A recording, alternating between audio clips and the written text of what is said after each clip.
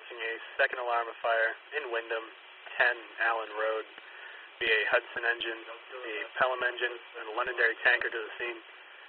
Dairy fire alarm announcing a second alarm of fire in Windham, 10 Allen Road.